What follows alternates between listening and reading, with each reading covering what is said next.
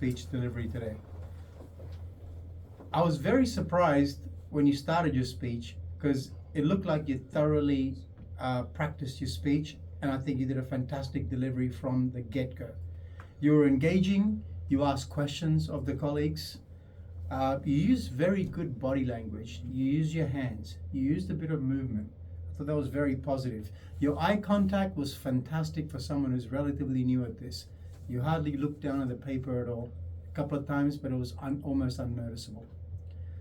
You set the context very, very early in your speech, which gave this a natural flow about what the topics are going to be about and what we should expect from your speech. There was no surprises in there. I think it was very well structured.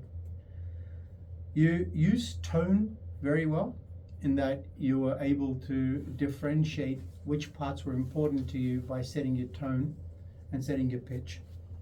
You did vary speed. I thought that was fantastic. And your speech gave concrete solutions and techniques. So I thought it was very well structured and very well polished.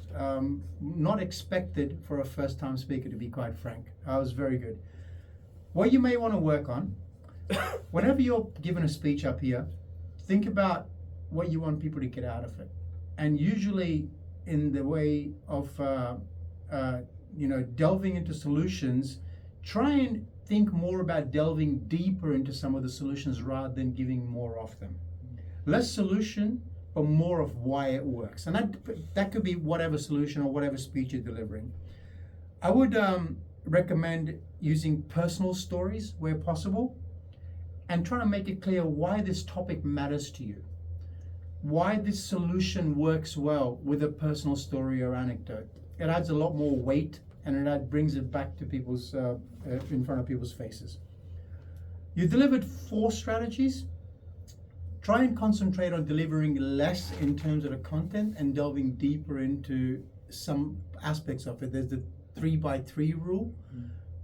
It usually works pretty well when you're giving strategies or when you're giving examples. If it's going to be more than one, try to give it in groups of 3. It has a good impact on the flow of the overall speech. To challenge yourself, you can continue using the stage a little bit more. You already did it very effectively today, and I think you can continue using that. Think about the rules of 3, and less is more in some cases. And to challenge yourself, I would think about using metaphors or jokes or personal anecdotes to let people know why this topic is important to you.